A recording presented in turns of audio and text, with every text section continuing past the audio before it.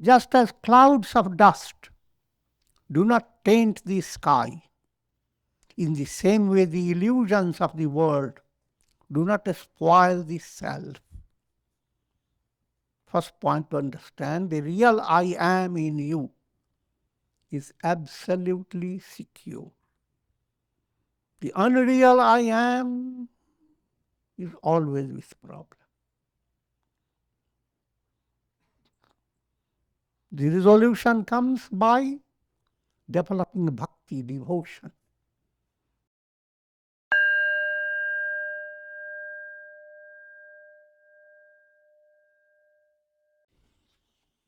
Om Pūrṇamadaḥ Pūrṇamidam Pūrṇāt Pūrṇamudachyate Pūrṇasya Pūrṇamādāya Pūrṇamevāvaṣiṣyate. Om Shanti Shanti Shanti.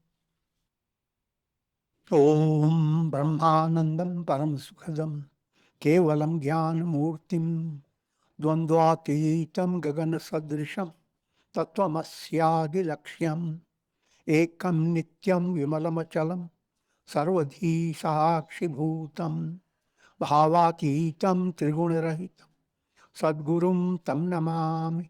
Om. Adorations Sadguru, who is Brahman, the giver of supreme bliss, embodiment of pure consciousness, one without a second, vast as the ether, infinite, eternal, beyond the three gunas and their modifications, the supreme precept. Yoga Vāsiṣṭha, Upāsanā, and in this section 5, Sage Vāsiṣṭha is presenting the essential outline of the entire spiritual process, highlighting the potentiality of the soul. The soul is Brahman, and Aham Brahmasmi. That attainment, not in words, but in experience. I am Brahman is easy to say.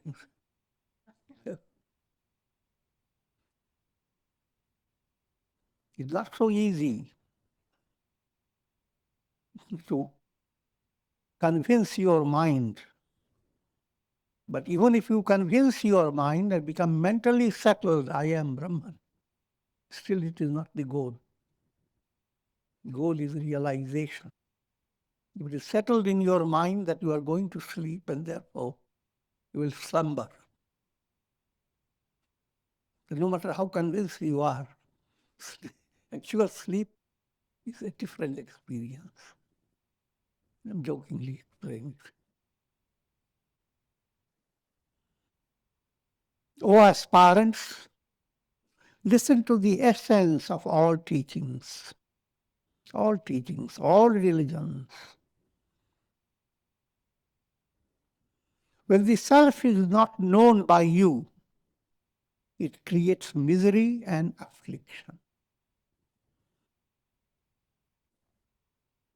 If ignorance dominates your mind, then your soul is being led by your ego.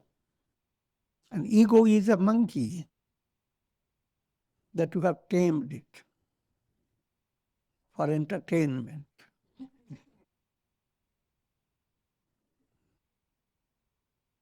Raga and Dveṣa, attachment and hatred, are these two legs, feet of the monkey that twine your neck, because you keep the monkey on your shoulder.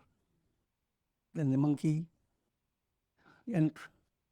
entwines your neck by the raga, dvesha, attachment and hatred. So, your mind is trying to secure what you are attached to. But at the same time, mind is engaged in moving away from what you don't like. But then you get into a confusion. What you like has gone into a whirlwind. So you don't know how to get it. What you dislike also has gone into a whirlwind. So you don't know how to dispel it. And as long as the self is not known, known means realized, you are in that predicament of being led by monkey mind. Just as gold that has fallen into mud remains uncontaminated by the mud and can be removed from it. Now, this is a message of hope. That no matter how miserable your predicament, the I am in you is like gold. The monkey that has created I am-ism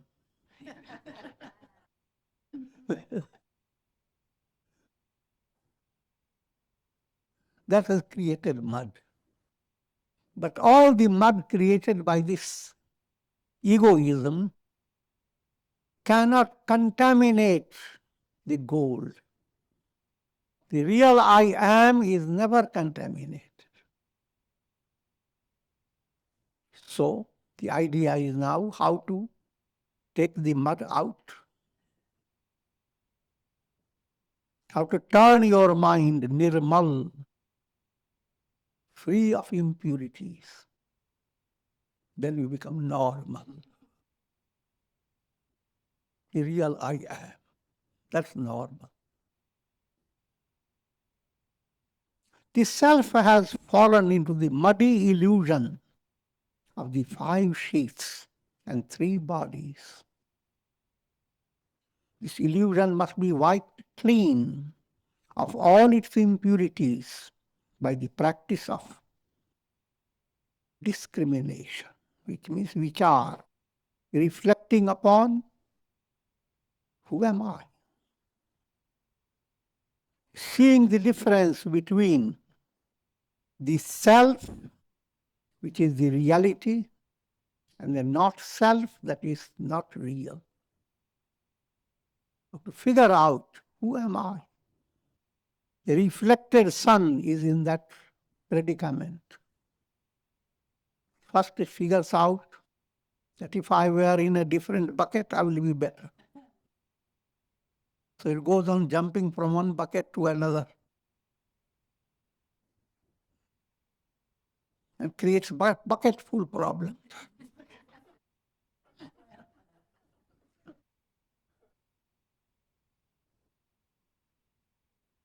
Until it comes to have a deeper insight. I am the sun. So I don't need to go into buckets to be comfortable. I should be staying what I am.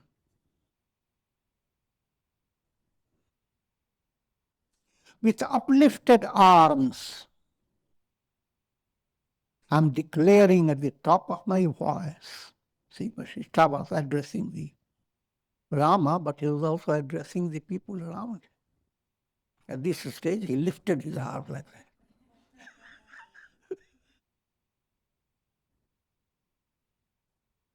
I'm declaring at the top of my voice that it is this sinful mind, not simple mind, sinful, which has brought about the erroneous predicament of bondage for the self, which in truth is ever free. The mind has conceived this notion of bondage. So through that mind, you come to realize, discover that you are not in bondage. The sun is never trapped in any pot. It is not dependent on any water. The sun is ever free. And when the mind has come to that type of revelation, then mind is not needed anymore. So-called manonash, mind just. Sun doesn't need to display itself in the earth planet.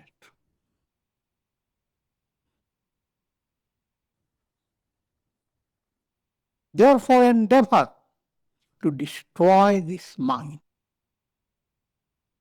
When you say destroy the mind, you have to understand properly. Mind is like a cloud. A cloud goes on refracting. First it stops the sun. You don't see anything if it is too dense. Next stage, cloud refracts the light of the sun. Rainbows are created, many other illuminations arise. Cloud itself begins to develop reddishness and some other colors. And third stage, if your mind begins to develop progress on the path of yoga, mind becomes gradually free from impurity, free from distraction, and develops clarity.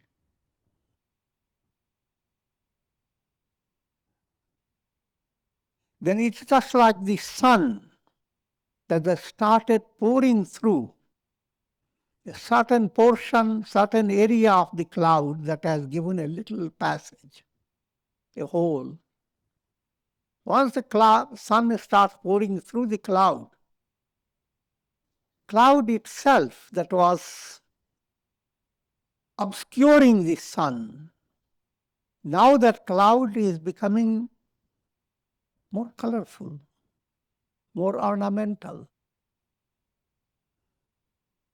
So now comes to a stage, the mind wants to have more light. Other clouds tell it, if you do that, you will be done with. Cloud doesn't care. It's such a joyous thing. Light flowing through. Cloud chooses to be in ecstasy. Ultimately, in samadhi. Ultimately, nirodha, absolute wiping out. The whole process is the process of jivan mukti, attaining liberation. You view your mind not as a burden. Your mind becomes a basis for Godward movement. Now Vasistha also gives you an understanding of how profound is this topic and how difficult is that attainment. You cannot make it democratic.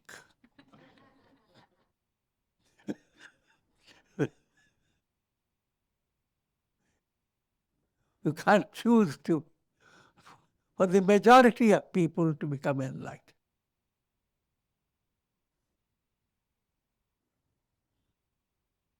Although I repeatedly declare this truth, there are only a few who will actually heed to my teaching.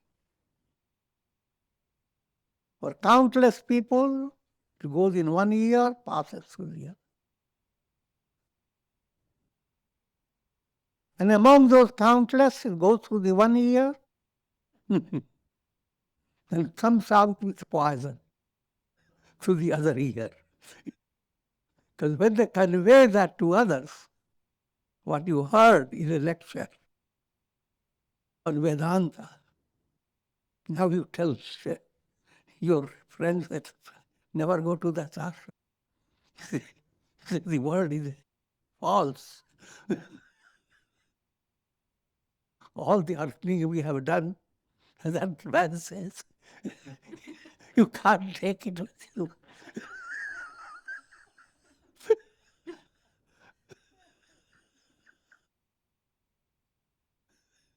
So you didn't listen to Vedanta, but you didn't understand it. You twisted it. So, in all satsanga projects, Buddhistic wisdom is presented to the masses freely. There is a tradition where in old style people wanted to be very careful. Only the suitable aspirants should come. But that in itself was based on ignorance. Because you cannot look at the face of people and determine who is suitable and who is not suitable. Or by age. On the other hand, also to understand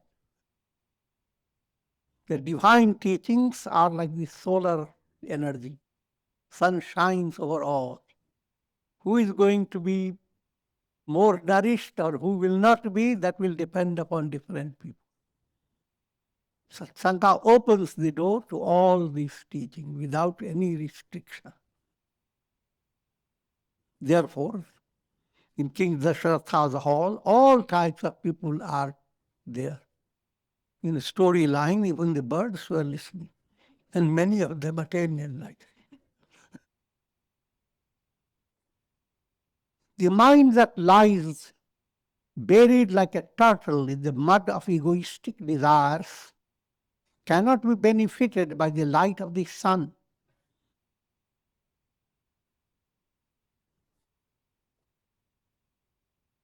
Sun is pouring down its light, but then there's a turtle inside the mud. Has no idea there is a sun. Same way,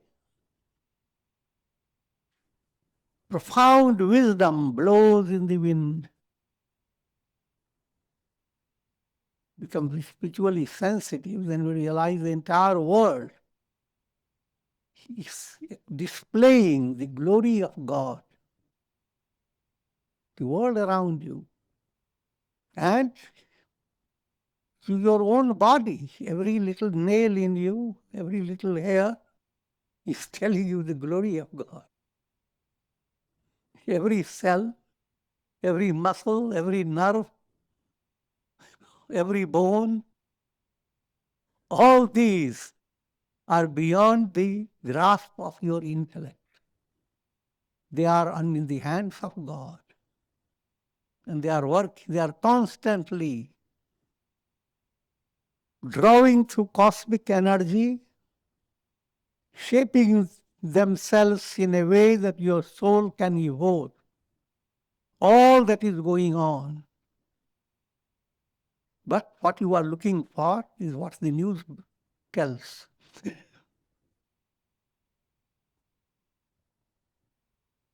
I'm giving you a very simple but little confounding situation.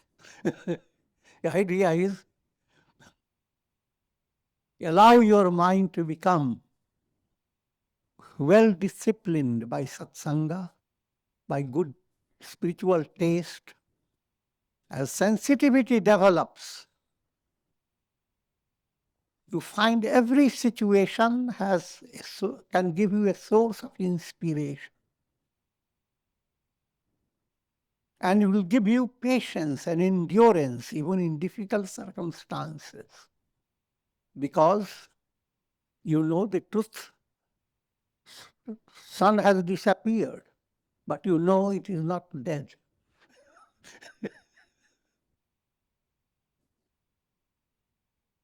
Adversity makes the sun within you as if vanished. If your mind is not spiritually trained, then you consider it, I am perished. Not going to perish, I've just perished. A joke.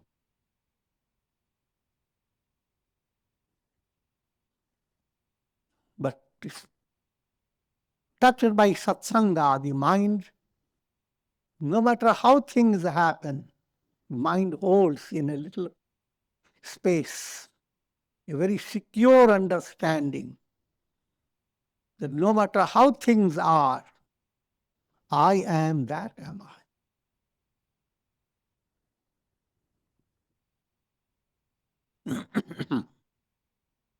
The mind that lies buried like a turtle in the mud of egoistic desires cannot be benefited by the light of the sun. Nay, even if 12 suns were to blaze forth, still the turtle would remain enveloped in darkness. In the same way, the mind of worldly persons remains enveloped in the darkness of ignorance in spite of the luminous teachings of the sages. Spiritual teachings are also available. All the Vedic scriptures, the teachings, Vedas, and all saints and sages from all over the world, their teachings are there recorded. People don't take advantage of those teachings. And even if they become involved in going after the teachings, they develop narrow-minded view. If you have read one type of teaching, just Bhakti, now you don't want to read anything that calls jnana.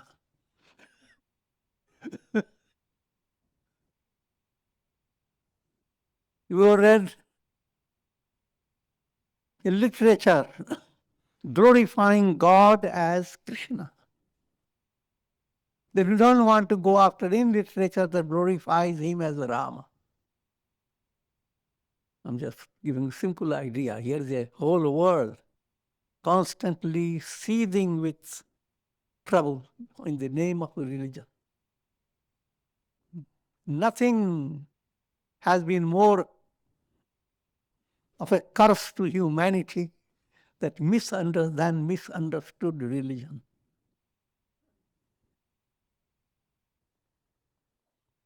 It is the night of ignorance that the spirit slumbers on the bed of body identification.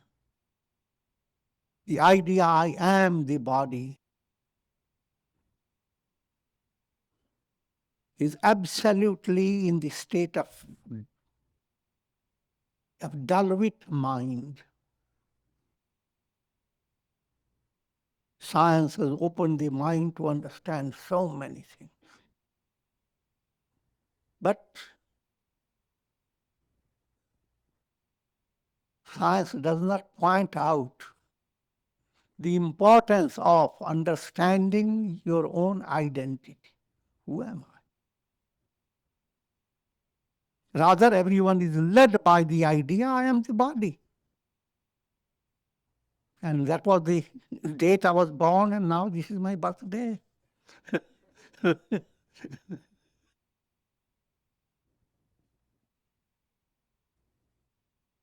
Again, I'm just joking, but the idea to understand body identity is a terrible disease for the soul, called bhava, the disease of the world process. And so much mental energy gets involved with body identity. When we say body, you are not referring to just physical body. You're referring to three bodies: body, physical. The subtle body is your mind, intellect, ego. All together goes to form your subtle body. And also your prāṇas, vital forces. And you are constantly identified with physical body or subtle body. And the causal body is deep unconscious that holds impressions, samskaras. all these three bodies are operating at every moment. When you are hearing it, your mind refers back to certain past recollection. The unconscious provides you with those subtle impressions. Your subconscious operates, and you are also aware of your physical body. All the three awareness is mixed up in your personality. The idea is not to separate yourself physically, you can't do that. Awaken your spirit with the help of spiritual inquiry and bring about the cessation of the body idea. So deha dhyas, identity with the body, and in the plan of yoga, the plan of religion, in the true sense, which is integral yoga, the body identity must move away. Simple point. If body is you, then what is your body? Body is inseparably related to the world of matter. Cabbages, mangoes, roots and fruits. All the minerals, they get into your body. And the body is constantly throwing away into the world.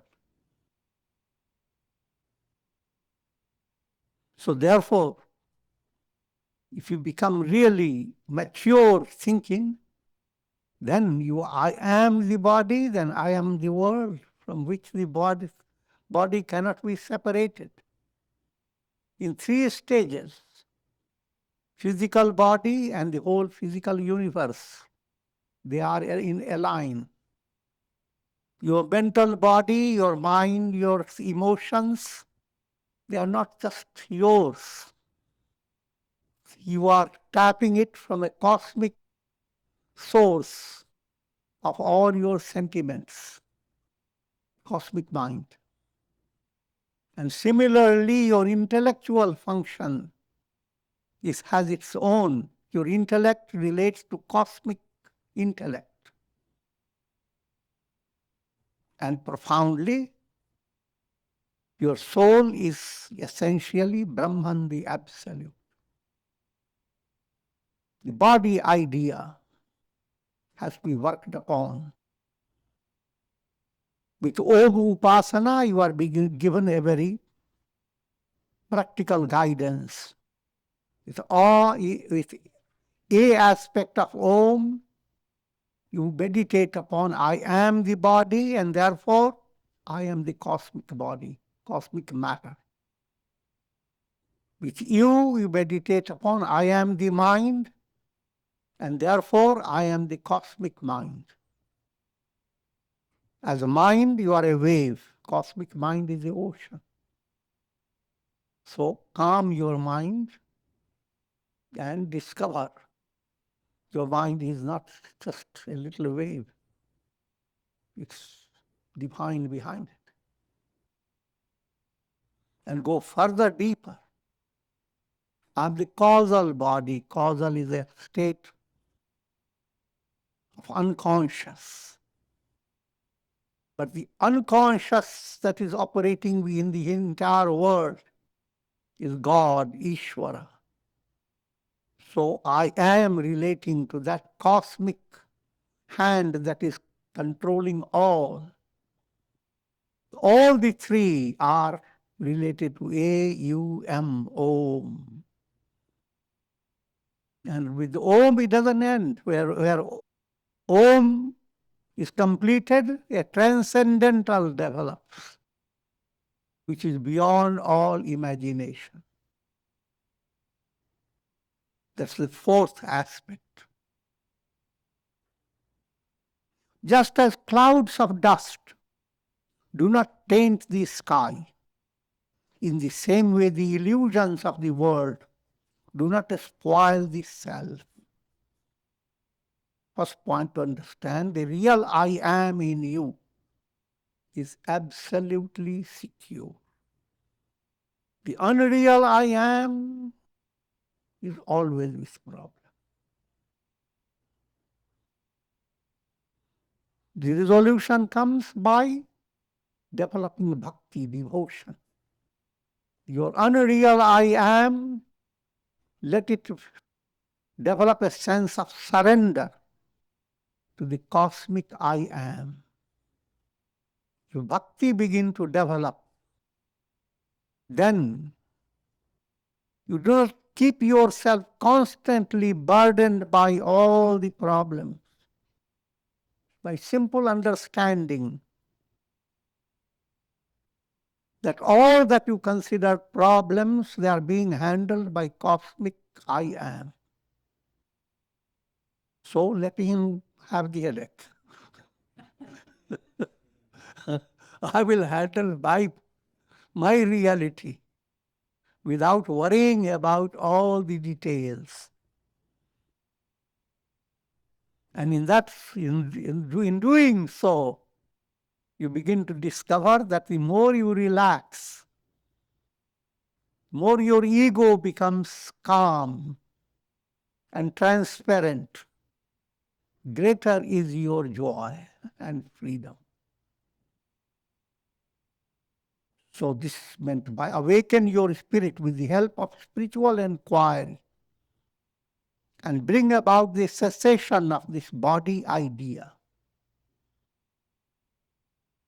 You will then be ushered into the glorious day of divine realization. Pleasure and pain do not belong to the body, nor they belong to the self. They are products of ignorance. When ignorance is destroyed, there is neither pleasure nor pain. O Rama, behold the miraculous potency of Māyā, cosmic illusion. This world is merely an illusory modification of the self. Illusory modification, that term is called Vivarta. And that's you constantly hear in Vedantic talks. By the example, snake on the rope. Simple example that can be understood by anybody. There is nothing but rope. And in the absence of clear light, just diffuse light is there. So you don't see the rope as rope. And now your mind suddenly conjures up, it is a snake. The moment it has conjured it up, your imagination now spices it. So it is not only just their rope, the snake, but it has raised its food. And it has already bitten your pets.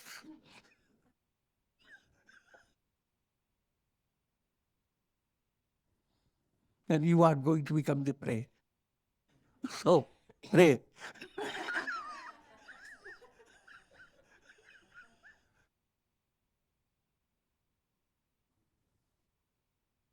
Now, if you were to, that type of snake, how do you describe it? It's neither real nor unreal. It is not real as long as you are deluded. Rather, it is real as long as you are deluded. If you are not deluded, then snake never existed. It's absolutely unreal. So that's how Māyā is described as anirvachaniya, indescribable. Just as dewdrops do not abide in fire, In the same way, this world process does not abide in the self. When ignorance is removed, the self alone is seen as the only reality. The self is beyond grief, delusion, birth and death.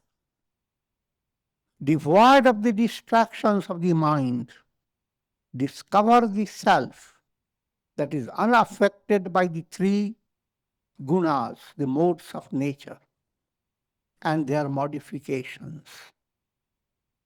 Thus, knowing, O Rama, become free from grief. Simple message is there. Message behind is remove mala, vikṣepa and āvaraṇa. Mala is gross impurity, anger, hate, greed. When mala is removed by karma yoga, path of action, and yoga sadhana, whatever sadhana you are doing, all that is involved in removing, sublimating mala. But as impurity begins to move away, you become aware of immense source of energy expressing through your mind, and you don't know what to do. That's called Vikṣepa, distraction. And if you become more spiritually mature, then you don't fall for Vikṣepa, don't fall for that distraction. You try to control it by devotion, bhakti, by dhyana, meditation. And finally, āvaraṇa, veiling. This is easier to understand when you follow the example of a mirror. You have to see your face in a mirror. Three obstacles they are there for you to see the face in a correct way. One, if the mirror is full of dust, that's called mala. Mirror is your mind. If it's full of dust, you are not seeing your face. Without even seeing it, I know what am I.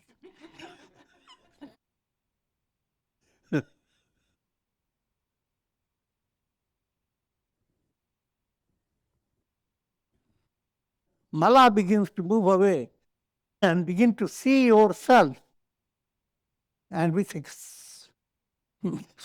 surprise, how much you didn't know about your own self and your possibilities.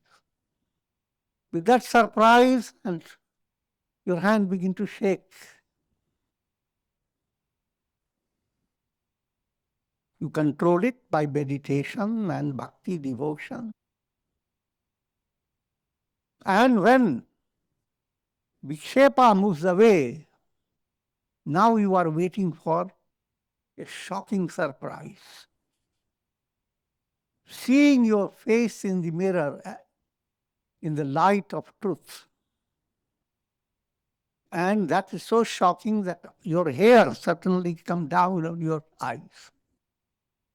Your head just bangs down.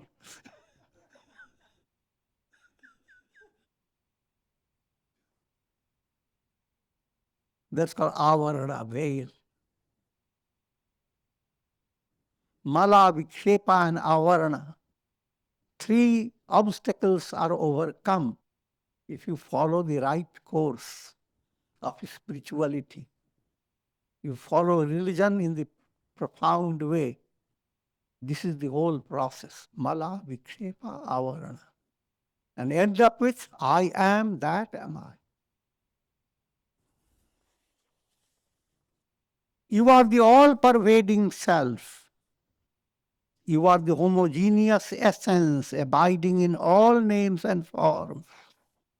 Remember how quickly this is being said. And people hear it and then this is, if you are told that we're going to win a lottery of $90 million, It will be a shocking surprise. But you are told that all that you see in the world, you are everywhere. Up in the Mars, beyond all in the Milky Way, even light that comes millions of years away, you are there. And you are there in every little item of this world.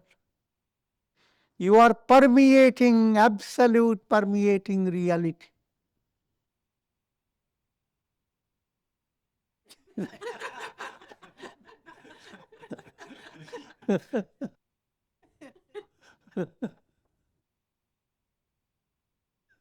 But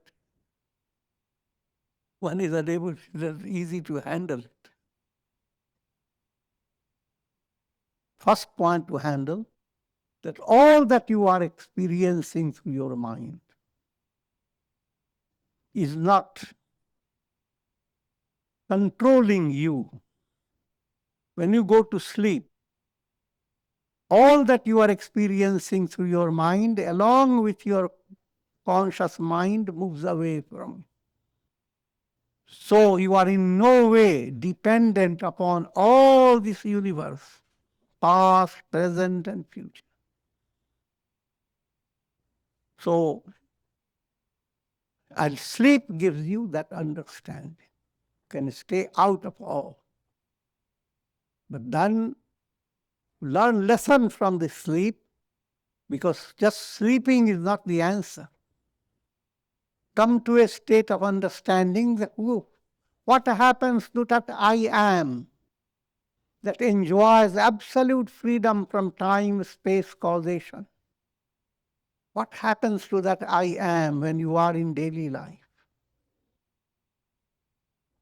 And your mind has to come to a maturer understanding through spiritual sadhana, that no matter how you are engaged, no matter how your body, mind, senses operate, the real I am in you is absolutely untouched, unaffected. That I am is the source of bringing out all divine virtues. And that I am is the source of all, behind all the saints and sages. Having removed the veil of ignorance, having brought about the termination of desires, having mastered the mind and senses, having transcended the cares of the world, possess an intellect that is steady and become free from grief. That's the briefest state. Attain enlightenment, become sthita prajna, be rooted in this spiritual wisdom.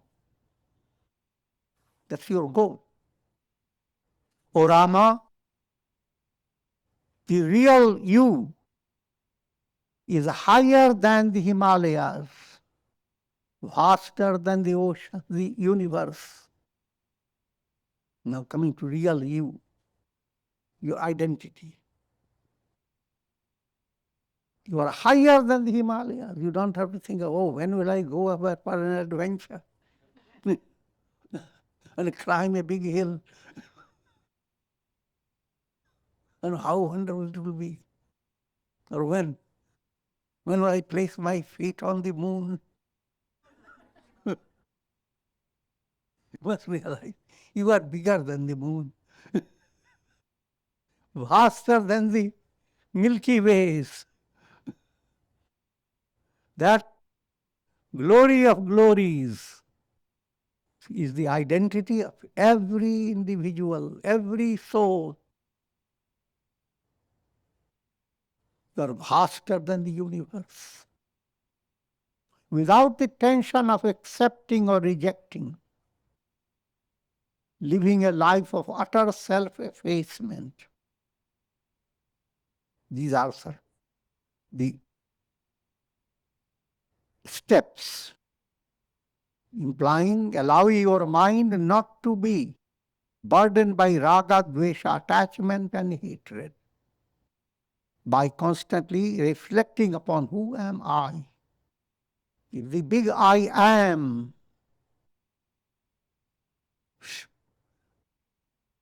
showers its rays over your mind, then the mind will not go on holding to the past or future. It stays awed in the here and now. And that brings about self-effacement in a progressive movement. O Rama, enjoy the fulfillment of desires in the self in the same way as the ocean enjoys its own surging waves. In other words, fulfillment is not based on fulfilling your desire. Fulfillment is based upon understanding all your desires are illusory. Whatever you are desiring to become is in the realm of ignorance, because you don't have to become anything. Sun does not have to become anything in this earth planet. It cannot glorify itself by reflections.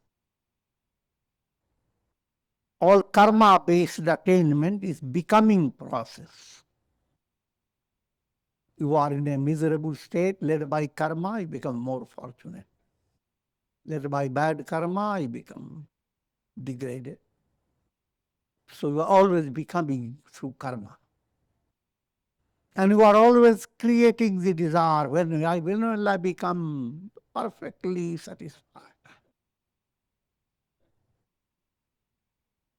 And that's an unending process. Because you do not have to become, just realize, who am I? Since this entire world is illusory, there is nothing to be desired. All this is from the advanced stage, that's the goal. But in the process of attaining the goal, there are many steps. You have to desire to be desireless. Assert the true and taintless nature of the self. Assert means, even though you are not completely clear, but open the window of your faith and subtle sensitivity of what is the truth. Faith-based understanding captures the truth, even though your intellect is not ready to describe the truth. So that's called assert, affirmation. And that's important in sadhana. O Rama, perform your duty as a would-be king. And when you acquire the throne, rule over your kingdom for a long, long time with the spirit of righteousness. Another point, generally people develop the picture that since I am Brahman, the world is Māyā, so I end up with having nothing, just find a little leafy hut. And that's the picture of perfection. Not so. Healthy understanding of wisdom, enlightenment allows you to, whatever role your karma has placed in your body, if you have been royal, kingly, someone who can lead and control and handle many responsibilities, through enlightenment you will continue doing so in a profound way.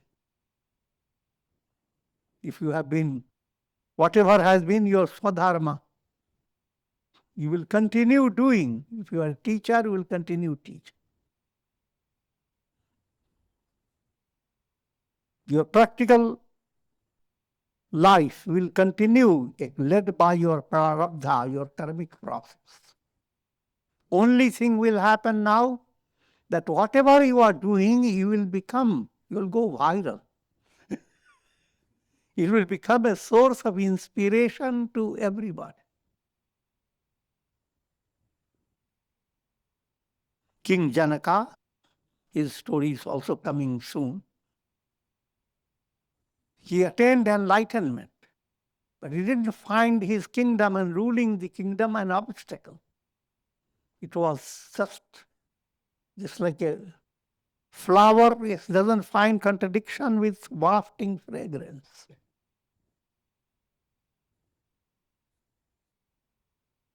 Though performing actions, you will not be entangled in the world process.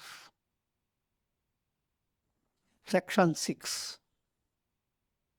Gradual ascent towards liberation. Sage Vasistha continued, O Rama, those who perform action in accordance with the ethical conduct enjoined in the scriptures and without any egoistic sense of actorship are liberated in life. That's what. Actions continue if you are enlightened, but only thing will happen, you will not create the illusion, I am the doer. People will glorify you, how many things you have done. But to a saint, all that, he is just a channel of the cosmic self. All the praise does not inflate the ego. If it inflates, then there is an error in your enlightenment. Those who, having attained human birth, do not perform actions with the spirit of detachment, continue to rise and fall intermittently. Talking about masses, people who are not pursuing the path of wisdom, they rise to heavenly worlds as a result of their good karmas. Their dream is to become very prosperous. And the world gives you a big range. You can be as not only a human being, the masses human being is the ultimate height of evolution. But the scriptures open the idea that there are subtler beings.